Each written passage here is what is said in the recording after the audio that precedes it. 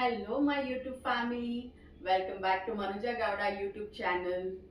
So ನಾನಿವತ್ತು ನಿಮಗೋಸ್ಕರ ಏನು ರೆಸಿಪಿ ಮಾಡ್ತಾ ಇದ್ದೀನಿ ಅಂದರೆ ಡೆಫಿನೆಟ್ಲಿ ನಿಮ್ಗೆಲ್ಲರಿಗೂ ಗೊತ್ತಾಗಿರುತ್ತೆ ಆಲ್ರೆಡಿ ತಮ್ನೇಲಲ್ಲಿ. ಸೊ ನಮ್ಮನೆ ಹಸು ಒಂದು ಕರು ಹಾಕಿತ್ತು. ಆ ಹಸುವಿನ ಮೊದಲನೇ ಹಾಲಿನಲ್ಲಿ ನಾವು ಗಿಣ್ ಮಾಡ್ತೀವಿ, ಯೂಶಲಿ ಸ್ವೀಟ್ ಮಾಡ್ತೀವಿ. ಸೊ ಇವತ್ತು ಅದನ್ನ ಮಾಡ್ತಾ ಇದ್ದೀನಿ. ಸೊ ಬನ್ನಿ ಹೆಂಗ್ ಮಾಡೋದು ಅಂತ ನಾನು ನಿಮಗೆ ತೋರಿಸ್ಕೊಡ್ತೀನಿ. ಹಸು ಕರು ಹಾಕಾದ್ಮೇಲೆ ನಾವೊಂದು 10 ಡೇಸ್ ಆ ಹಾಲನ್ನ ಡೈರಿಗೆ ಹಾಕೋದಿಲ್ಲ. ಕರುಗೆ ಎಷ್ಟು ಬೇಕೋ ಅಷ್ಟು ಹಾಲು ಕುಡ್ದು ಅದು ಇನ್ನೂ ಸ್ವಲ್ಪ ಬಿಟ್ಟಿರುತ್ತಲ್ಲ, ಆ ಹಾಲನ್ನ ನಾವು ಕರ್ಕೊಂಡು ಈ ಥರ ಗಿಣ್ಣ ಮಾಡ್ತೀವಿ. ಆ ಹಾಲನ್ನ ತಗೊಬಂದು ನಾವು ಅದಕ್ಕೆ ಒಂದು ಬೆಲ್ಲ ಹಾಕ್ಬಿಟ್ಟು, ಒಂದು ಉಂಡೆ ಬೆಲ್ಲ ಹಾಕಿ ಓವರ್ ನೈಟ್ ಬಿಟ್ಬಿಡ್ತೀವಿ. ಸೊ ಬೆಳಗ್ಗೆ ಅಷ್ಟೊತ್ತಿಗೆ ಅದು ಮೊಸರು ಥರ ಆಗಿರುತ್ತೆ. ನಾನಿಲ್ಲಿ ಒಂದು 2.5 ಲೀಟ್ರಷ್ಟು ಹಾಲು ತೊಗೊಂಡಿದ್ದೀನಿ. ಅದಕ್ಕೆ ಇಷ್ಟು ಐಟಮು ಮತ್ತು ರೆಡಿ ಮಾಡಿ ಇಟ್ಕೊಂಡಿದ್ದೀನಿ. ಸೊ ಯಾವ್ದು ಎಷ್ಟೆಷ್ಟು ಬೇಕು ಅಂತ ನಾನು ನಿಮಗೆ ತೋರಿಸ್ತಾ ಇದ್ದೀನಿ. 1 ಬೌಲಷ್ಟು ಕಡಲೆ, ಒಂದು 3 ಉಂಡೆ ಬೆಲ್ಲ ಆಲ್ರೆಡಿ ನಾವು ಒಂದು ಹಾಕಿದ್ದೀವಿ, ಸೊ ನೋಡಿಕೊಂಡು ತೊಗೊಳ್ಳಿ. ಮತ್ತು ಒಂದು ಕೆ ಜಿಯಷ್ಟು ಅವಲಕ್ಕಿ, 1 ಕೆ ಜಿಯಷ್ಟು ರವೆ, ಅದಾದಮೇಲೆ ಒಂದು 100 ಗ್ರಾಮ್ ಕಡಲೆ ಬೀಜ, ಅದಾದಮೇಲೆ ಒಂದು ಅರ್ಧ ಕೆ ಜಿಯಷ್ಟು ಅಕ್ಕಿ, 2 ತೆಂಗಿನಕಾಯಿ, ಇಷ್ಟನ್ನು ನಾನು ತೊಗೊಂಡಿದ್ದೀನಿ. ಈಗ ಇಷ್ಟನ್ನು ನಾನು ಫ್ರೈ ಮಾಡ್ಕೋಬೇಕು. ಬನ್ನಿ ಮಾಡ್ಕೊಳ್ಳೋಣ.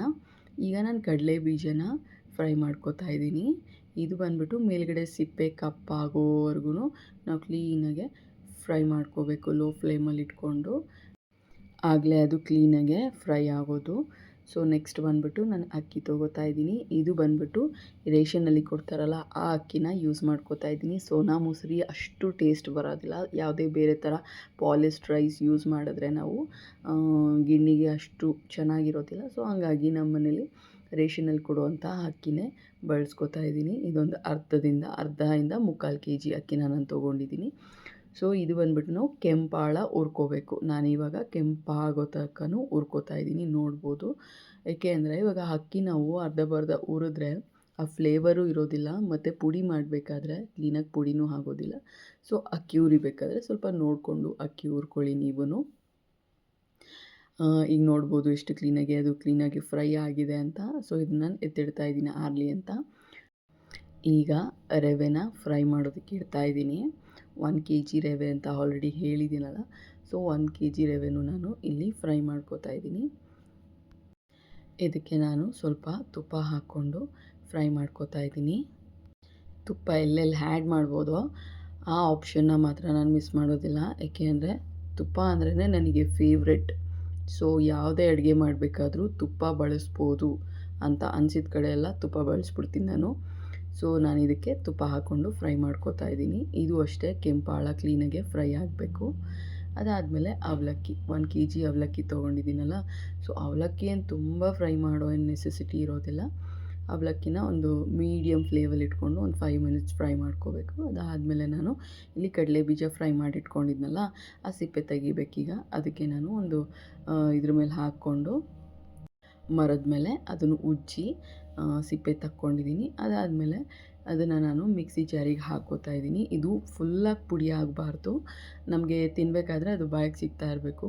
ಮತ್ತು ಸ್ವಲ್ಪ ಗಿಣ್ಣಿಗೂ ಮಿಕ್ಸ್ ಫ್ಲೇವರ್ ಚೆನ್ನಾಗಿ ಬರಲಿ ಅಂತ ದಪ್ಪ ಅದನ್ನು ಪುಡಿ ಮಾಡಿಕೊಂಡೆ. ಅದಾದಮೇಲೆ ಅಕ್ಕಿ ನೋಡ್ಬೋದು, ಅಕ್ಕಿನೂ ಅಷ್ಟೇ ನಾನು ಇದನ್ನು ಫುಲ್ಲಾಗಿ ನೈಸ್ ಪುಡಿ ಮಾಡಿಲ್ಲ, ಮೀಡಿಯಮ್ಮಾಗಿ ಒಂದು ಅರ್ಧ ಆಗೋಷ್ಟು ಪುಡಿ ಮಾಡ್ಕೊಂಡಿದ್ದೀನಿ. ಈಗ 2 ಕಾಯಿನ ಹೊಡ್ಕೊಂಡಿದ್ದೀನಿ ನಾನು. ಈ 2 ಕಾಯಿನೂ ಕ್ಲೀನಾಗಿ ತುರೆಮಣಿಯಲ್ಲಿ ತುರ್ಕೊಂಡಿದ್ದೀನಿ. ನೋಡ್ಬೋದು ನಮ್ಮ ಮನೇಲಿ ಯಾವ ಥರ ತುರೆಮಣಿ ನಾವು ಇಟ್ಕೊಂಡಿದ್ದೀವಿ ಅಂತ. ಇದಕ್ಕೇನಿಲ್ಲ ಅಂದ್ರೂ ಒಂದು 20 ವರ್ಷ ಆಗಿದೆ ಅನಿಸುತ್ತೆ ಈ ತುರೆಮಣಿಗೆ. ಮಿನಿಮಮ್ ನನಗೆ ಗೊತ್ತಿರೋಂಗೆ 20 ಜಾಸ್ತಿ ಆಗಿದೆ ಇನ್ನು. ಸೊ ನಮ್ಮ ದೊಡ್ಡಪ್ಪ ಮಾಡಿಸ್ಕೊಬಂದಿರೋದು ಅನಿಸುತ್ತೆ ಇದು. ಸೊ ಅವಾಗ ಮಾಡಿಸಿರೋ ತುರೆಮಣಿ ಇದು.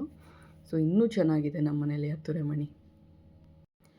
ಈಗ ಇನ್ನೊಂದ್ಸಲಿ ಏನೇನು ಐಟಮ್ ಅಂತ ನಾನು ನಿಮ್ಗೆ ತೋರಿಸ್ತಾ ಇದ್ದೀನಿ ನೋಡಿ. ಇದನ್ನೆಲ್ಲ ನಾನು ಫ್ರೈ ಮಾಡಿಕೊಂಡು ಆರಿಸಿ ಪುಡಿ ಮಾಡಿಕೊಂಡು ಎತ್ತಿಟ್ಕೊಂಡಿದ್ದೀನಿ. ತೆಂಗಿನಕಾಯಿನ ಇರ್ಬೋದು, ಅವಲಕ್ಕಿ, ರವೆ, ಕಡಲೆ ಹುರ್ಕೊಬಾರ್ದು, ಹಾಗೆ ಹಾಕ್ತೀನಿ. ಸೊ ಇದು ಕಡೆ ಹಾಲು ನೋಡಿ ಯಾವ ಥರ ಆಗಿದೆ ಅಂತ, ಓವರ್ ನೈಟ್ ನಾವು ಬಿಟ್ಟಿದ್ದಕ್ಕೆ.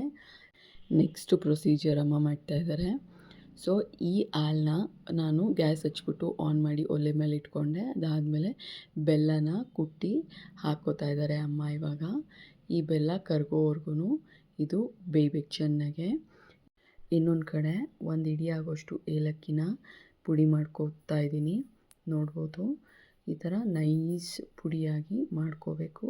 ಈಗ ನೋಡ್ಬೋದು ನೀವು ಯಾವ ಥರ ಉಪ್ಪು ಬರ್ತಾ ಇದೆ ಅಂತ. ಇದನ್ನು ನಾವು ಹಿಟ್ಟಿನ ಕೋಲಲ್ಲಿ ತಿರುಗಿಸ್ತಾ ಇರಬೇಕು. ಅದು ಕ್ಲೀನಾಗೆ ಉಪ್ಪು ಬರೋದನ್ನ ಕಂಟ್ರೋಲ್ ಮಾಡಬೇಕು. ಏಕೆಂದರೆ ಫ್ಲೋ ಕಮ್ಮಿ ಮಾಡಿದ್ವಿ ಅಂದರೆ ನಾವು ಅದು ಬೇಯಲ್ಲ ಬೇಗ. ಸೊ ಹಂಗಾಗಿ ಹೈ ಫ್ಲೇಮಲ್ಲೇ ಇಟ್ಕೊಂಡು ಈ ಥರ ತಿರುಗಿಸ್ತಾ ಇರಬೇಕು. ಈಗ ಅದು ಆಲ್ಮೋಸ್ಟ್ ಬೆಂದಿದೆ. ಸೊ ಅಕ್ಕಿನ ಆ್ಯಡ್ ಮಾಡ್ಕೋಬೇಕು. ಅಕ್ಕಿ ಆ್ಯಡ್ ಮಾಡಬೇಕಾದ್ರೆ ಈ ಥರ ಹಿಟ್ಟಿನ ಕೋಲಲ್ಲೇ ತಿರುಗಿಸ್ತಾ ಇರಬೇಕು, ಇಲ್ಲಾಂದರೆ ಗಂಟಾಗ್ಬಿಡುತ್ತೆ. ಸೊ ಅಕ್ಕಿ ಆ್ಯಡ್ ಮಾಡ್ಕೊಂಡಿದ್ದಾಯಿತು.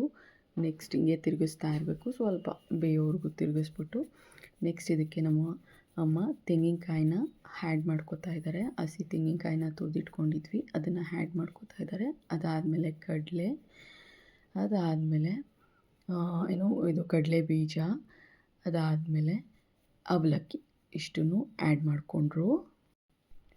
ಇಷ್ಟು ಇವಾಗ ಕ್ಲೀನಾಗೆ ಬೇಯೋವರೆಗೂ ತಿರುಗಿಸ್ತಾ ಇರಬೇಕು. ಇದು ಮತ್ತು ನಾವು ರವೆನ ಈಗಲೇ ಆ್ಯಡ್ ಮಾಡ್ಕೊಳೋದಿಲ್ಲ. ಇವಾಗ ಇಷ್ಟೆಲ್ಲ ಆ್ಯಡ್ ಮಾಡಿ ಆದಮೇಲೆ ಕನ್ಸಿಸ್ಟೆನ್ಸಿ ಇದು ಚೆನ್ನಾಗಿ ಬೆಂದಾದಮೇಲೆ ಕನ್ಸಿಸ್ಟೆನ್ಸಿ ನೋಡ್ಕೋತೀವಿ. ನೋಡ್ಕೊಂಡು ಆದಮೇಲೆ ರವೆನ ಆ್ಯಡ್ ಮಾಡ್ಕೋಬೇಕು. ನೋಡ್ಬೋದು ಈ ಥರ ಕನ್ಸಿಸ್ಟೆನ್ಸಿಯಲ್ಲಿದೆ. ಈಗ ರವೆ ಫುಲ್ ಹಾಕೋಬಾರ್ದು, ಅದು ಹಾಕೋತಾ ತಿರುವಿ ಕನ್ಸಿಸ್ಟೆನ್ಸಿ ನೋಡಿಕೊಂಡು ಹಾಕ್ಕೋಬೇಕು. ಇವಾಗ ನೋಡಿ ಒಂದು ಮುಕ್ಕಾಲು ಭಾಗದಷ್ಟು ರವೆನ ಆ್ಯಡ್ ಮಾಡಿಕೊಂಡು ಕ್ಲೀನಾಗೆ ತಿರುಗಿಸ್ಕೋಬೇಕು. ಇದು ಸ್ವಲ್ಪ ಬೆಂದಾದಮೇಲೆ ಅದು ಕನ್ಸಿಸ್ಟೆನ್ಸಿ ಸ್ವಲ್ಪ ಚೇಂಜ್ ಆಗುತ್ತೆ. ಆವಾಗ ಬೇಕಾದರೆ ನಮಗಿನ್ನೂ ಬೇಕು ಅಂದರೆ ರವೆ ಆ್ಯಡ್ ಮಾಡ್ಕೋಬೋದು. ಸೊ ಇದು ಬೇಯ್ತಾ ಇರಲಿ. ಬನ್ನಿ ನಾನು ನಿಮಗೆ ಈ ಗಿಣ್ಣು ಹಾಲಿನಿಂದ ನಮಗಿರುವಂಥ ಹೆಲ್ತ್ ಬೆನಿಫಿಟ್ಸ್ನ ಹೇಳ್ತೀನಿ. ಈ ಹಾಲನ್ನ ನಾವು ಇಂಗ್ಲೀಷಲ್ಲಿ ಕೊಲೆಸ್ಟ್ರಮ್ ಅಂತ ಕರಿತೀವಿ. ಇದು ಆ್ಯಕ್ಚುಲಿ ಬಂದುಬಿಟ್ಟು ರಿಚ್ ಇನ್ ಆ್ಯಂಟಿಬಾಡೀಸ್ ಅಂತ ಹೇಳ್ಬೋದು. ಯಾವುದೇ ಥರದ ರೋಗಗಳು ಬರದ ಹಾಗೆ ನಮಗೆ ನಮ್ಮ ಬಾಡಿಗೆ ತುಂಬ ಅಂದರೆ ತುಂಬ ಸಹಾಯ ಮಾಡುತ್ತೆ. ಮತ್ತು ಇದರಲ್ಲಿ ಪ್ರೋಟೀನ್ ಜಾಸ್ತಿ ಇರುತ್ತೆ. ಇವಾಗ ನಾರ್ಮಲ್ ಹಾಲಿಗಿಂತ ಇದರಲ್ಲಿ ಪ್ರೋಟೀನ್ ಸ್ವಲ್ಪ ಜಾಸ್ತಿನೇ ಇರುತ್ತೆ. ಹಂಗಾಗಿ ನಮ್ಮ ಬಾಡಿಗೆ ಇದರಿಂದ ಅತಿ ಹೆಚ್ಚುವಾಗಿ ಪ್ರೋಟೀನ್ ಸಿಗುತ್ತೆ. ಮತ್ತು ಇದು ಪ್ಯಾಕ್ ಆಫ್ ವಿಟಮಿನ್ಸ್ ಮತ್ತು ಮಿನರಲ್ಸ್ ಅಂತಲೇ ಹೇಳ್ಬೋದು. ಇದರಲ್ಲಿ ತುಂಬ ಅಂದರೆ ಬೇರೆ ಬೇರೆ ವೆರೈಟಿ ವಿಟಮಿನ್ಸ್ ಇರ್ಬೋದು, ಮಿನರಲ್ಸ್ ಆಗಿರ್ಬೋದು ನಮ್ಮ ಬಾಡಿಗೆ ಸಿಗುತ್ತೆ. ಲೈಕ್ ವಿಟಮಿನ್ ಎ ಇರ್ಬೋದು, ಇ ಇರ್ಬೋದು, ವಿಟಮಿನ್ B12 ಇರ್ಬೋದು. ಸೊ ಇಷ್ಟು ವಿಟಮಿನ್ನು, ಅದ್ರ ಜೊತೆಗೆ ಕ್ಯಾಲ್ಶಿಯಮ್ಮು ನಾರ್ಮಲ್ ಸಿಗುವಂಥ ಮಿಲ್ಕಿಗಿಂತ ಇದರಲ್ಲಿ ಕ್ಯಾಲ್ಶಿಯಮ್ ಸ್ವಲ್ಪ ಜಾಸ್ತಿನೇ ಇರುತ್ತೆ. ಸೊ ಕ್ಯಾಲ್ಶಿಯಮ್ ಇರ್ಬೋದು, ಜಿಂಕ್ ಇರ್ಬೋದು ಮತ್ತು ಮೆಗ್ನೀಷಿಯಮು. ಸೊ ಇದು ಪ್ಯಾಕ್ ಆಫ್ ವಿಟಮಿನ್ಸ್ ಮತ್ತು ಮಿನರಲ್ಸ್ ಅಂತಲೇ ಹೇಳ್ಬೋದು. ಅದಾದಮೇಲೆ ಇದು ಇಟ್ ಕಂಟೈನ್ಸ್ ಗ್ರೋತ್ ಫ್ಯಾಕ್ಟರ್ ಅಂತ ಹೇಳ್ತಾರೆ. ಅಂದರೆ ಇವಾಗ ಟಿಶ್ಯೂ ರಿಪೇರಿಗಾಗಿರ್ಬೋದು, ಗಟ್ ಹೆಲ್ತಿಗಾಗಿರ್ಬೋದು ತುಂಬ ಅಂದರೆ ತುಂಬ ಸಹಾಯಕಾರಿಯಾದಂಥ ಒಂದು ಮಿಲ್ಕ್ ಇದು.